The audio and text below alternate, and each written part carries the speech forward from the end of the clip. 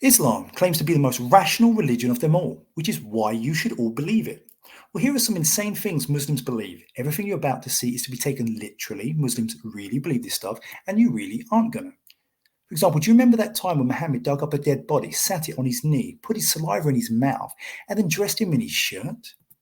Or how about when Muhammad French kissed his friend's infant son and sucked the child's tongue and kissed his penis? I'll be dealing with the lies that Muslims make on this hadith soon. But there's a reason Ibn Kathir used that hadith to show just how much Muhammad loved little Hassan. Who can forget that time Muhammad told us he loved to dress up in his wife's clothes? Apparently Allah really liked it when Muhammad would dress up as Aisha because he would send him a verse from the Quran when he did. Islam is so rational that trees cry. Muhammad literally once hugged a tree that was crying to comfort it. The tree was crying because Muhammad had stopped giving prayers next to the tree, so the tree couldn't hear him. The tree missed hearing all that wisdom. Islam is so rational, stones are alive. Like the stone that ran away with Moses' towel. A naked Moses chased the stone and gave it a beating. The poor stone was left with bruises. The funniest bit is the Jews are not amazed by the bruised stone, but the fact Moses did not have a lump on his balls. In Islam, the idea of the Trinity and elephant gods are laughed at as being silly. Islam offers a far more believable God, one who screams when a womb grabs the waistband of his pants. The fact Allah wears pants is more amazing than the fact there's a walking, talking womb that attacks him. Forget those other gods. It's much easier to believe a God that can't enter creation or resemble creation, but has a foot and puts it in hell to make hell scream, enough is enough. That means he resembles creation and he's entered creation. Okay, Islam is so rational, it teaches that monkeys stone female monkeys to death for cheating on their husband. The funniest part is not the Muslim who joins in the stoning of the monkey, but Muslims will admit this is all true because everything obeys the law of Allah. Islam is not just rational, it explains the gaps in our understanding of the world. For example, did you know that the cat was born from the sneeze of a lion? Well, now you do. Who knew that black cumin cures all disease? Sadly, the medical world don't know this, so billions of people continue to die needlessly when all they needed to do was listen to Muhammad. Muhammad even tells us that very hot weather occurs when hell is angry. How many climatologists and meteorologists have ever told you that? They haven't. Muhammad even tells us standing up when we drink is so bad that if we do it, we must vomit. I went online and found no medical advice for this. So wow, Muhammad was a man 1400 years before his time and more. Onions and garlic should not be eaten before Muslims go to mosque because angels are harmed by them. Wow, I did not know that. In Islam, Satan has children. So the question is, who did he have children with? Al-Qurtubi's Tafsir of 1850 has the answer. Allah gave Satan a penis on one leg and a vagina on the other. So Satan takes one leg and you get the picture. In Islam, Satan is not the most evil, frightening and powerful force of darkness in the universe, but a wimp. Muhammad can beat him up for fun. This may not be as impressive as it sounds, though, because when you sleep, Satan hides in your nose. All Muslims must blow their nose when they wake up to get rid of him.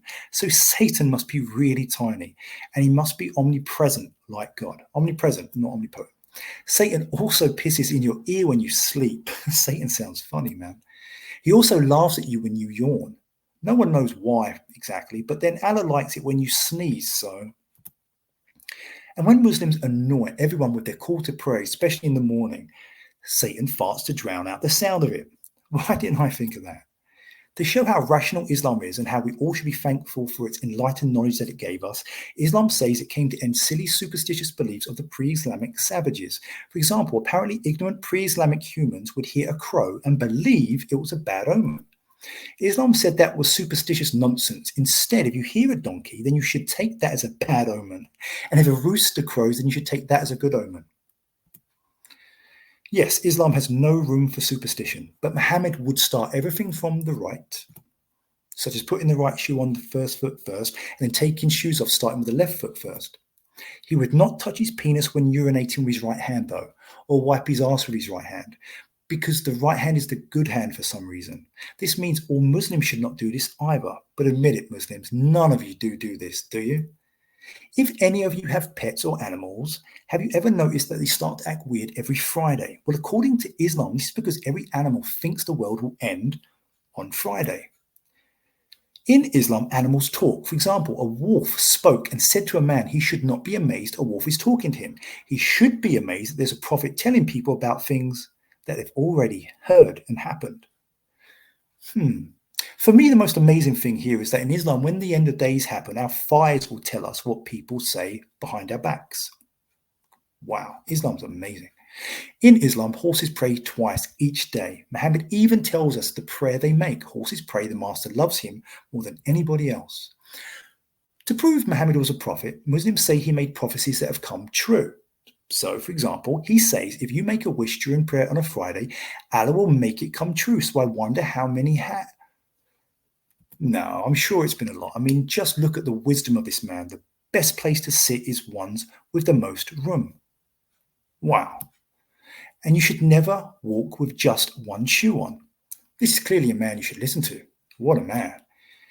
In Islam, Muhammad was not just a great man, he was also known as the best of all husbands. For example, after he died, Aisha had a headache. From the grave, Muhammad says he wishes he was alive to ask Allah to help her.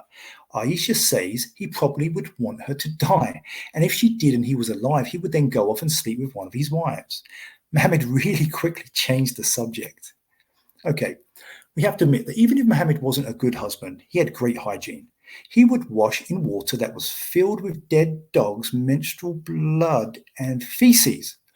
Okay, I know what you're thinking, but don't. Muhammad tells us that nothing makes water impure. So, here's another display of cleanliness and wisdom from Muhammad. He tells Muslims that if you drop any food on the floor, you should pick it up and eat it, or otherwise Satan will eat it. And also because the blessing you gave the food may be contained in the bit of food that you dropped. This means in Islam you should not wipe your hands after eating, but you should lick every bit of food from your fingers or get somebody else to do it. Allah is funny as well. In Quran 267-73, he tells us that he commanded a group of Jews to kill a cow, then tells them to hit a dead man with a piece of the dead cow. This then brings the dead man to life, who then says who killed him. Allah says this is how he shows his miracles. Wow. It's quite a crazy few verses of the Quran. You should go and read it. It's just nuts. It makes no sense at all. Here's a tafsir for it as well, just to have more of a laugh. But anyway, you can see that justice is important in Islam, and the killer must always face justice. I mean, even when a dying female tells Muhammad that the man he accuses of killing her did not do it twice, Muhammad keeps asking until he gets the answer he wants.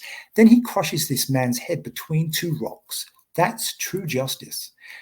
Come on, how can anyone deny the truthfulness of a God who tells you that everything that happens to you that's good didn't happen because of anything you did, it happened because of him? And when anything bad happens to you, then it is because of you. Come on. Allah even takes credit for your good dreams, but blames Satan for your bad dreams. But remember to spit on the left to make sure Satan's dream doesn't harm you. Okay. I'll leave it there. There's more I could go through, but I think you get the point. Let's just end the year with a bit of fun. And that's all that was about. So all I'm left to say really is happy Christmas. I wish you all a really wonderful new year. Thanks for the support, views, likes, comments, etc. I hope to do more videos for you. But for one last time this year, this was Debunking Islam, and Islam was just debunked.